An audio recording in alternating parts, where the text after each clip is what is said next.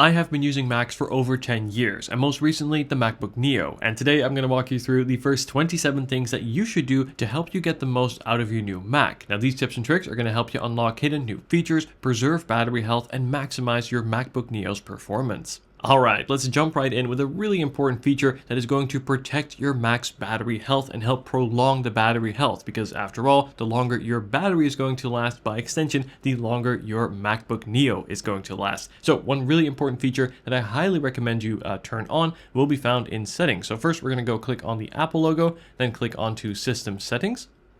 And then in here, we're going to click onto battery. And then here next to battery health, you should see a normal sign here. Then we're going to click onto the little I.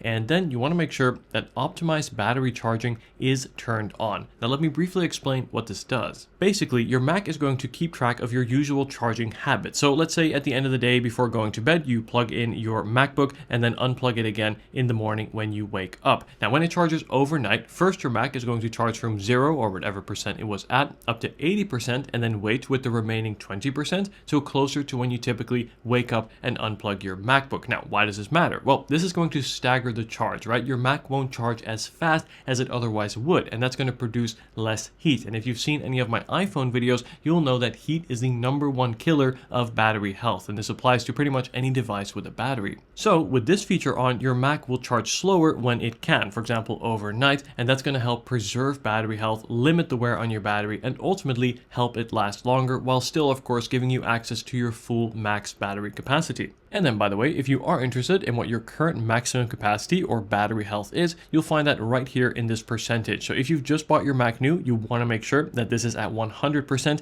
And once it reaches about 80%, usually after maybe 3 or 4 years of use, that is when I'd recommend replacing the battery to help add some more years to your Mac. And let me know in the comments. I would love to hear from you. Which MacBook are you currently using? Personally, I am loving this MacBook Neo here in this beautiful indigo color. And if you are enjoying this video, be sure to leave a like and also subscribe to see more videos like this in the future. Thanks so much.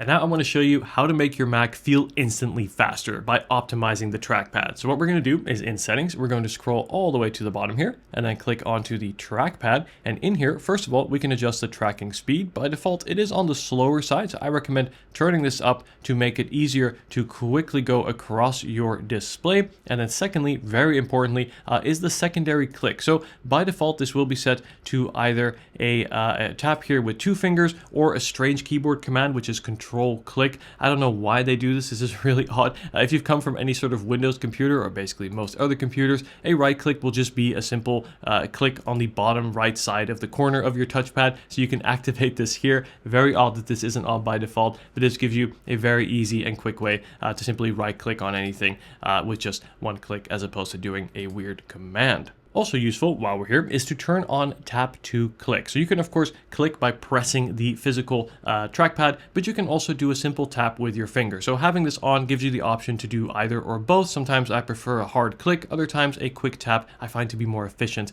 as well. So turning this on will enable that function. And then if we go into scroll and zoom, by default, natural scrolling will be on, but I know it's a bit ironic. I find natural scrolling to not really be very natural at all. So if you turn this off, what it's going to mean is when you scroll down on your touchpad, you're actually going to be scrolling down on the website or page that you're looking at. I think most computers will have it this way on default, especially on the Windows side. So I recommend turning off natural scrolling for just a better scrolling experience. Perfect. So with that done, let's take a look at the display. Now, the display on the MacBook Neo is of course not the largest at 13 inches. However, there is a feature that we can unlock to get even more screen space on this smaller screen. So what you want to do is in settings, click on displays here in the sidebar. And here we have the scaling menu. So this is the default. So it's 1 click to the right. And as you can see, it gives you a fair amount of screen space, but check this out. If we click onto more space, look at that. Everything becomes just more roomier. We have more room on the desktop for our junk and all the files that clutter up there. We have more room for apps in the dock, and importantly, we can fit more windows on screen at a time. This is great for split screen multitasking. By the way, I've got some great tips and tricks for that coming up shortly. Now, on the other hand, if you do want to make things a little bit bigger for easier legibility, you can choose to do that as well, but you'll see that things get full very quickly. So the default will probably be a good place for most people, but if you do like to multitask or if you're a real power user, more space is really, really great. And then beneath that, we can of course adjust the brightness, and also we can turn on or off auto brightness. Now this is on by default, and I recommend most people do use this, as this does save battery. By the way, I've got a lot more battery tips coming up. However, if you are a creative professional like myself, someone who frequently edits videos and photos, in that case, I want my display to be consistent. I don't want the brightness to adjust while I'm, for example, color grading, in which case, personally, I like to have it off. I use it on my phone, but on my workstation, I turn it off. And then if we scroll here to the bottom of the display section, we have night shift. So if you have an iPhone, you may be familiar with night shift. Basically what it's going to do is it's going to remove all the blue light, or rather some of the blue light from the display, and that's meant to help with sleep or reduce headaches, as it can be a real problem for some people, in which case this here is a great feature. Now my recommendation is to set this to a schedule. So you can have this set either in accordance with the sun, so if you're using your computer late at night, it will automatically activate. Again, kind of like auto brightness. This is a feature that's great to use, but not if you're doing any kind of creative work. But if you're in Excel, if you're in Word documents, email, whatever, then this here is great, especially late at night. And then swiftly moving on here, let's go into appearance, where we can also customize and choose between light and dark mode. And I think both have their function. So at night, I do like dark mode, as I think it's just easier on the eyes. It's not as bright. However, during the day, light mode, in my opinion, is more legible. So personally, I use both, and this is where I like the auto function, as it's just going to switch between them depending on the positioning of the sun. Now, secondly, we also have the option here to adjust the level of transparency for liquid glass. So if we look here at the left side of the screen, you'll see there's this more transparent section as I drag the window around. This looks really cool, but if you want even more contrast and legibility, you can change this to tinted. But personally, I do think the clear function here looks pretty good. And now I want to move on to showing you how to use multiple apps like a pro, with split screen as well as window snapping. So as you can see here, I have multiple windows open. I've got a Pages document here, as well as a Safari window behind it. And let me show you how to organize it to quickly align these windows to have multiple things open and on screen at once. So if I take the Safari window here, what I can do is click and drag to the left side of the display, let go. And as you can see, that's then going to snap to align to fill the left half of the display. And I can do the same with this Pages document. And there we go. As you can see, I now have two windows, two different apps, or two windows of the same app even, open at once here on my Mac. Now I can also adjust this further. So if I want one to be full screen, I can take the app and then move it to the top of the display. As you can see, that will then quickly fill the display. And I can take this even further by dragging it to any of the corners on the display to have up to 4 apps running at once, which I will admit is quite daring on a 13-inch MacBook. But it is great to have the functionality, and I think window snapping here is a fantastic feature. This is the one that I use most, in which is just 2 apps side by side. It's a browser as well as a Pages document. But we're going to take this one step further, and I want to show you how to do this in full screen. So first of all, to open an application in full screen mode, simply click on the green bubble, and as you can see, both the dock at the bottom as well as the menu bar will disappear, which allows for more screen space to be allocated to just that one app. But we can also do split screen multitasking within full screen. So what you want to do is press and hold on the green bubble, and then click on to full screen, and then you can align it to either the left or the right side. So here I've got it aligned to the left, then over here on the right is going to give you other open windows to choose from. So let's say this Pages document, and as you can see, we're now browsing in full screen mode here with 2 apps at once. Again, saving that screen, giving you more vertical screen space because we no longer have the dock as well as the menu bar in the frame. Now what is also cool, here on the center of the display, I can just quickly click and drag to the left or right to assign more screen space, either to, for example, the browser or have more here on the Pages document. Really, really great feature. And to exit out of it, simply press the green bubble once, and then you will exit full screen mode. And now I want to show you how to make your Mac boot up or turn on faster. This is really, really great and something that many people overlook. So what we're going to do is go into system settings here, and then we are going to tap onto general, and in here we are going to scroll down to where we find login items and extensions. And if we click into that, here you're going to find a list of applications that have permission to launch every time you turn on your Mac. And as you can see, my list is empty, and this is how I recommend most people set it up, as when you boot up your Mac, you don't want it to first put all the processing power to launching 5 different apps that you probably don't need to use at that time, whether you just want to get to work or do whatever it is you want to do more quickly. And so removing this list, or rather really auditing it to have only a couple, like maybe your music or something, that's great. So if there's ones that you don't want, click on them once and then click on the little minus icon here to remove them. But as you can see, I keep it simple. I remove all of them. This way my Mac boots up as quick as possible.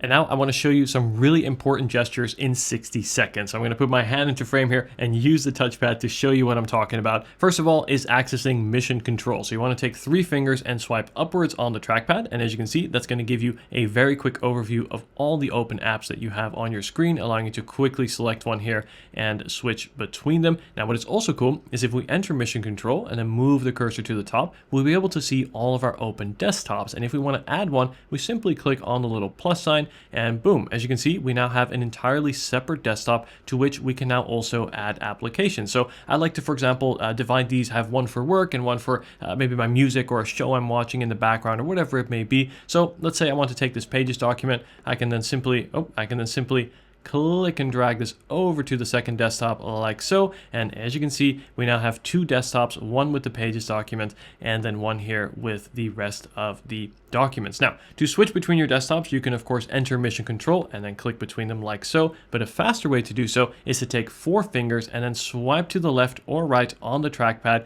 And as you can see, we're now instantly switching between desktops. This is true power user stuff. And the last gesture I'd love to show you is to do a 4-finger pinch outwards on the touchpad. And as you can see, that's going to quickly open up your applications folder, allowing you to find all the applications on your Mac to quickly launch them, even apps that say you may not have in your dock. But we'll look more at the dock in a sec. Awesome. So from some essential gestures, let's take a look at some essential keyboard shortcuts. So you know how we just looked at switching between the desktops? Well, there's also a way to do that on your keyboard. What you want to do is press and hold Control and then use either the left and right arrow keys to quickly cycle between your desktops. You can also use the same command, so use the Control key and then press the up button, and that's then going to quickly bring you into mission control. You can also use the Control key and press the down button, and that's then going to show you all the open windows for a specific application. So especially if you're using an external mouse where you can't really swipe between the desktops as opposed to a trackpad, doing it on the keyboard here is really, really great and very efficient. And now my all-time favorite keyboard shortcut on Mac that I use probably 100 times a day, if not more, that is a keyboard shortcut that lets you really quickly switch between all your open apps. And that is simply press and hold Command, press the tab key once, and as you can see with the tab key, as I press that, I can cycle through all the open applications on my Mac. And it's also a great way to quickly switch between applications. And I can do this really quickly, even a quick, there you go, as you can see, a quick Command tab press will instantly allow me to switch between the 2 most recent apps. I love this feature, really, really useful. Highly recommend you use it as well. And if there's ever anything you want to look up on your Mac, there is Spotlight. So you get this little magnifying glass here in the top right of your menu bar. But a quicker way to function or to access this function is to press Command and Space. That will then appear on your desktop, and that will allow you to search for anything on your Mac. And then a couple more really useful ones. To quit an application, you can go into the app name and then press on quit, or you can simply press Command Q. That's going to quit the application. So you know the app is quit when there's no longer a dot underneath the icon in the dock, where if I want to, for example, close a window, I can press Command W. So Q for quit and then W for window, where if I close this window with Command W, you'll see that the app is still running with a little dot underneath, but I'll close that one specific window. And of course, another one that's very simple that you probably already know, but one that I still use all the time, that is simply Command C for copy and then Command V for paste. Now, lastly, I'd love to show you how to take screenshots on your Mac. So first of all, to take a full screen screenshot, what you want to do is press Command Shift 3. And as you can see, that will then appear here in the bottom right of the screen. We can then click on it to annotate, and all screenshots, by the way, will be stored on the desktop. So you'll find them here along your desktop right there. By the way, a quick way to view your desktop is to simply click on an empty section of your desktop, and that will then move all your windows out the way for quick access. Now, what is also neat is we can also take partial screenshots. So if I press the Command Shift 4, you'll see that my mouse kind of turns into this cursor icon, and I can then manually select a specific portion of the display. Even cooler than that is if I press Command Shift 4 and then press space, I can then automatically select either a window, my menu bar, or say the dock. So I can take a picture here of just that specific window and then share it if needed. Awesome. So moving swiftly along, let me show you how to customize the dock. So the dock here is great because it's always there and allows you to quickly access and open different apps. If there ever is an application in the dock that you no longer want, you can simply drag it out, wait for the remove sign, and if I then let go, that app will then be removed from the dock. Don't worry, it won't be deleted from the computer. It's just a shortcut here in the dock. I recommend you only keep your most frequently used apps here. And then to customize the dock even further, if we go over to the right side, you'll find this little line here, or this one here. We can actually click and hold and then move it up and down to change the size and resize the dock if we like. So you can make it a little bit larger or smaller. Additionally, if I right click on this line, we also have the option to turn on hiding. So this is great because as you can see, that's going to give you more vertical screen space. If you're in documents, for example, you can then see just a little bit more text. And then if we ever do want the dock, I can just move my mouse down. It will then appear and then disappear once I move away. And taking this one step further here, if I pull up the dock here and just have this show for the time being, I can also right click and click on dock settings, and that's then going to pull up settings here. And here I also have the option to turn on magnification, where if you have, for example, a lot of apps in the dock, you'll see that they kind of enlarge as I move my cursor over it to quickly show me what is selected. So that can be useful as well. And lastly, we can also change the position of the dock. So by default, you'll have it on the bottom of your display. We can also move it here to the left, which again retains that vertical screen space while still having your dock always present, or you can also move it to the right as well. Personally, I like the bottom, but I've seen people put it to either side as well, and this is how you customize the dock to make it even more useful. And now I want to show you the Finder. This is probably one of the most important parts of your Mac, and this is going to save you a lot of time every day if you optimize the Finder to make it even better. So if you click on Finder for the first time, this is the window you will see. It will probably look pretty similar in terms of the visual layout, but we're going to make it a lot better. So first, I want to show the sidebar. We're going to go into View, and then we can click onto Show Sidebar. And right here, as you can see, that's going to give you really handy shortcuts to specific subfolders on your Mac. Quickly open your Applications folder, your movies, things like your music as well, have everything organized in one place. I also like the Recents folder. That's a great way to look at recent downloads or recent documents you've worked on to quickly find them. So always having this sidebar visible, I think, is a must. Now we can also customize the sidebar. So if we click onto Finder and then Settings, we can go ahead and click onto Sidebar here. And here we can select or deselect any things that we don't want. So I believe these three here are deselected by default. I like to turn these on so I can always find my media. Other things I like to turn on are going to be, for example, external hard drives and disks. This means that they will always show up here, allowing you to quickly eject them. AirDrop is another one, but more on AirDrop in a sec. And especially things like your desktop, your documents, right? The most important ones, I recommend you move to the top so we can also customize this and rearrange the order. So things like your desktop documents, probably ones that you use more frequently, keep those at the top for easy access. Two more things I recommend you turn on here within the Finder window is, first of all, the ability to see the file path. So let's go into Finder here, and then we are going to turn on Show Path Bar. There it is. If we tap onto that, you'll see here at the bottom, we'll see exactly where you are within the files. This is great if you are, say, looking for a specific file and want to know where to find it back. And then secondly, if we go back into View, we can also turn on Show Status Bar, and that then is going to show you how much available storage you have left on your Mac. So it's always useful to see there right within the Finder window. And lastly, within the Finder window, we also have the toolbar. So the toolbar is this upper section here within the window. We can customize this by right-clicking, then clicking onto Customize Toolbar. And here we have all the different functions that we can choose to add. So one of the ones I really recommend is going to be AirDrop. AirDrop is fantastic. What I can do here, I can simply select any file that's on my desktop, let's say this screenshot, click on the AirDrop, and then I can instantly share it with one of my other devices, or say a friend or a loved one. And now let's take it to the desktop, where as you can see, I've got a few widgets on my desktop, and I'd love to show you now how to set up widgets and also get the most out of this feature. So first of all, to customize the widgets on your desktop, you want to click on the date and time. Then we're going to click onto Edit Widgets. And as you can see, this new menu will appear, which will give us an overview of all the different widgets we can add. So these are going to be sorted by app. So some of the ones I definitely recommend are going to be weather-related widgets. These are just always useful to have for a specific location. You can have multiple widgets, for example, one for each location. Also, another great one is going to be calendar. I find calendar to be very useful, where as you can see, it will give you a very clear month view. This is great if you want to see, calculate, what days next this Wednesday or maybe 3 weeks from now, whatever it may be. It's just great to be able to do that quickly. And there's also this battery widget, which is really useful because not only will it show the battery life of your Mac, but also to connected devices. So I currently got a keyboard and a mouse, and it will show me those as well right on the desktop. And as you can see, to move these widgets around, I can simply click and drag and place them anywhere on the desktop. Now, if there is a widget that, for example, you like to use but don't need to constantly have on your desktop, we can drag it over to the right and move it into the notification center. Now, these are two separate areas. Check this out. When I click done, the notification center actually disappears off screen. However, that widget is still there. If I pull this up by clicking on the date or time, you'll find that widget there. By the way, a useful shortcut on the touchpad to quickly find the notification center is to simply take a 2-finger swipe from the right side of the trackpad, and that will then pull it up. So here I recommend putting widgets that you like but don't necessarily need to use often, and then keep the rest on your desktop for easy access. Now, I do have one final tip when it comes to widgets, and that is less is more. Widgets, as you can see, are very useful, and I like to use a few, but emphasis on a few. If you start to fill your desktop with widgets, it will take up some battery, so only recommend using ones that you really value and actually get use out of.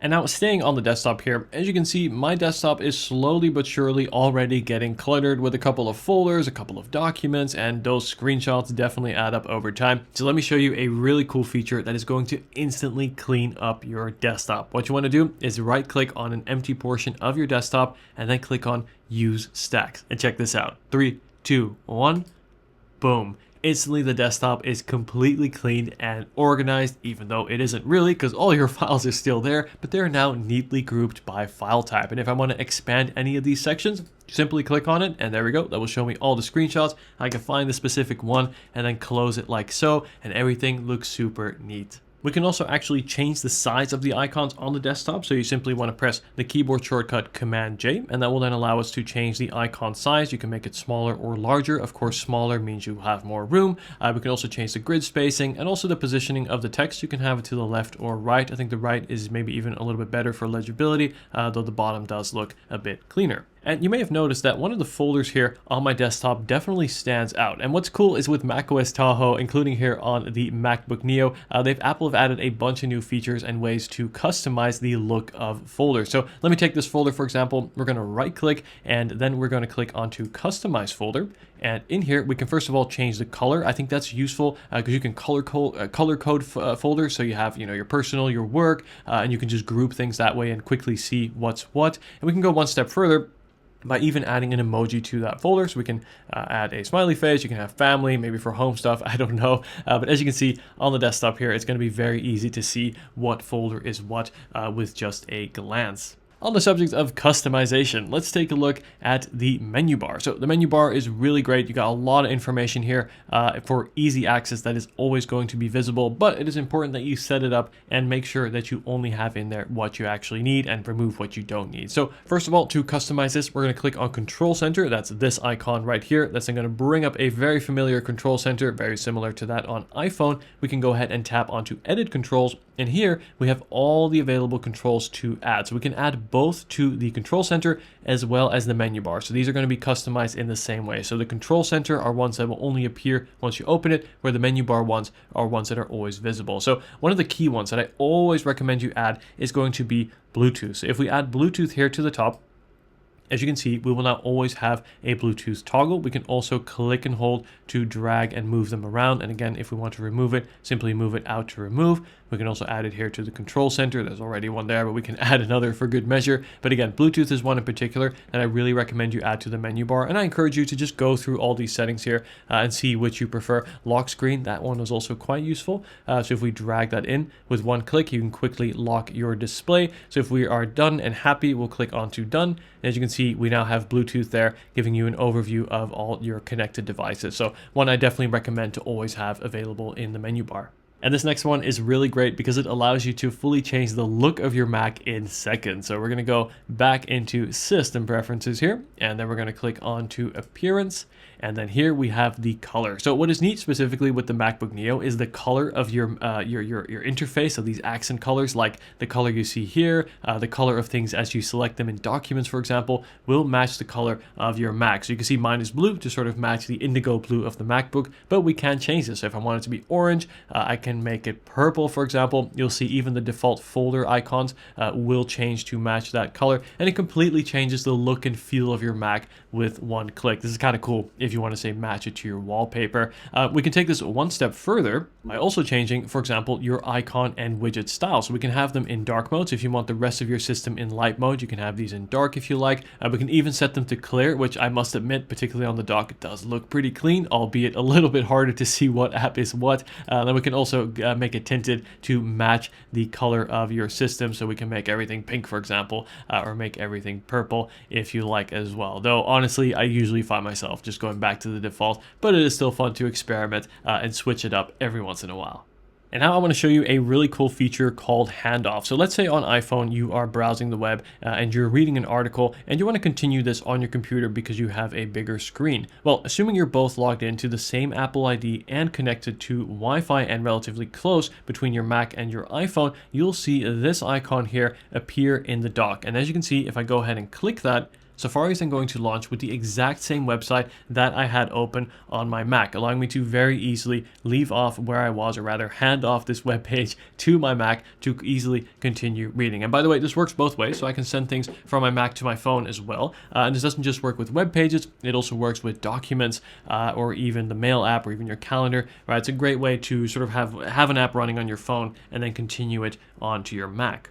But even cooler than that is the ability to fully control your iPhone from your Mac. And this here is an absolute game changer, and it's an amazing feature that I love to use. So to activate this, you're going to look for this icon here in the dock. It's called iPhone mirroring. Now, if you don't see this here, we can simply open up Spotlight, remember, Command Space, and we can type in iPhone mirroring, and it will be pre-installed on your Mac. Now, the first time you open this application, you will have to approve a pop-up. So you have to click continue and then unlock your iPhone using your regular passcode and then choose to allow notifications. Personally, I like to have this on. I like that my iPhone notifications will sync with my Mac. That way they will just sort of appear here in the top right. And then after that, we can go ahead and type in our Mac's password and check this out. As you can see, connected to iPhone 17 Pro. And you remember this web page that we were just on? Well, now I have it here on my Mac, and my iPhone is completely turned off, and I am fully controlling my iPhone here using my Mac. I can scroll through this web page.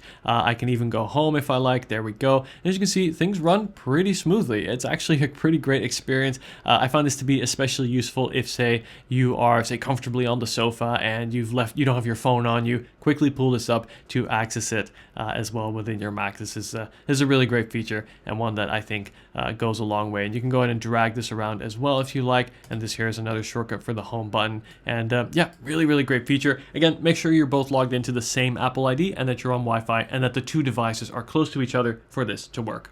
And now I want to show you a couple of annoying default settings to change. First of all is the ability to choose your default web browser. Now, I actually really do like Safari, but I also use Chrome. I tend to use both browsers for different purposes. So to change this, we're going to go into System Settings, and then for some reason, this is under the Desktop and Dock section. Don't ask me why. And then we're going to scroll down here to where we find Default Web Browser. And then in here, we can change this to any other browser that you've got on your Mac, switch it to Chrome, switch it to Firefox, whatever it may be. Now, the second thing I want to show you has to do with Siri and Apple Intelligence. So if we click onto Apple Intelligence and Siri, you want to make sure that this setting here, Listen for Siri or Hey Siri, is turned off. And sorry if I just activated your Siris as well. And this is exactly one of the reasons why I recommend you turn it off. This will stop Siri from accidentally activating, say, if you are mid-call, mid-meeting, whatever it may be.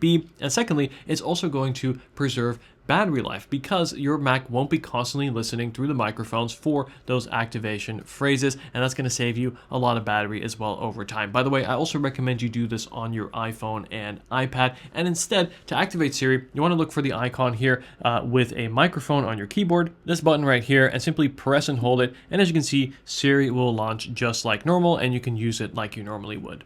Next, I want to show you a really useful feature that is going to save you a lot of time and give you even more control right on the desktop of your screen, and that is called Hot Corner. So if we go into Settings, then click onto Desktop and Dock, and we're going to scroll all the way to the bottom to where we find Hot Corners. And here we can assign a function to each corner of the display. So for example, here in the top left, I can access mission control. As you can see, when I move my mouse to the top left of the display, mission control will enter. Again, this is particularly great if you're using a mouse as opposed to a trackpad. Here on the bottom, I can also lock the screen. So if I want to quickly lock my screen, boom, just move the mouse down to the bottom and your screen will instantly lock. And lastly here on the top right, let's see, let's say for example, apps. If I want to quickly see all my applications, there you go. With one click, we can do that and dismiss it. And then we have quick note here on the bottom, which I find to be quite useful as well. And any changes that you make or anything that you write in quick note will be saved within your notes app. And of course, if you are accidentally clicking or accidentally going to some of these corners, you can also choose to turn it off by clicking on the little dash line, and that will turn off the hot corner. And next, I want to change the sleep time of the MacBook, as by default, Apple sets this to be very short. So if we're going to go into settings, then click onto lock screen, here we can choose how long of inactivity we want our Mac to go to sleep. So by default, it's set to 1 or 2 minutes, which I think is really on the short side. The battery life on this Mac is great, and I don't want to just, not look at my computer for a minute and have it constantly lock, especially if I'm just at home. So I recommend setting this to maybe 10, 20 minutes or so, as long as you don't click never. You don't want your Mac to never go to sleep. That's not good for your battery or your display. So really 3 hours you probably don't want either. I'd say 10 to 30 minutes, maybe somewhere there is probably the sweet spot. But then before your Mac display goes to sleep, we can also activate the screensaver, as that's going to look really nice on your display, perhaps especially if you have a connected screen attached, look through photos or things like that. So what we can do is we're going to go over here on the left, and then we are going to click onto wallpaper over here, and then we'll click onto screensaver, and here we can choose a screensaver. As you can see, built in, we've got a lot of options. A lot of these are also moving, which is nice. We have like you see little cars on the runway or highway. You have underwater ones. So these are short little clips, which I think is really nice. And then of course we can choose when to activate this. So you want to set this to be shorter than when your Mac goes to sleep. So if your Mac goes to sleep, say at 10 minutes, set it after 5 minutes. If it goes to sleep in 20, set it to 10. That way you'll be able to see your screensaver before your computer fully goes to sleep. And now I want to take it over to another really important battery saving setting. I have shown this on iPhone before, but the exact same applies to Mac, and that is to audit your notifications to make sure that when you do get a notification on your Mac, it is something important, because being bombarded with notifications throughout the day is not great for your battery, and it's also distracting, right? You want to, if you're in the middle of a task, whether that's watching a show or working on something, you don't want to be disrupted with unnecessary notifications. So to audit this, we're going to go into settings, then click onto notifications. And if we scroll down here, you'll find a list of all the applications on your Mac that have requested to send notifications. And if there's one you want to turn off, you can simply turn it off right here. And that app will now no longer be able to send notifications. If you do still want to receive notifications, but don't want to be bothered by them, what you can do is sort of a middle ground where you turn off this function, that function, and then also turn off your sounds. This way the notifications will still show up here within the notification center, but they won't bother you on screen. So you can just, look through your notification center periodically to catch up on them as opposed to that. But again, most things I turn off. Things I keep on are going to be messaging apps, maybe finance related apps. Other than that, I keep things off, both for battery and peace of mind. And there you have it, the first 27 things to do for your new MacBook Neo. Let me know if you have any questions at all. As always, I will leave the purchase links down in the description. And if you haven't seen it yet, I've done a similar first things to do style video for the iPhone, which helps you get the most out of your powerful phone. I'll leave that video linked on screen right now. Thanks again for watching, and I'll see you in the next video. Take care.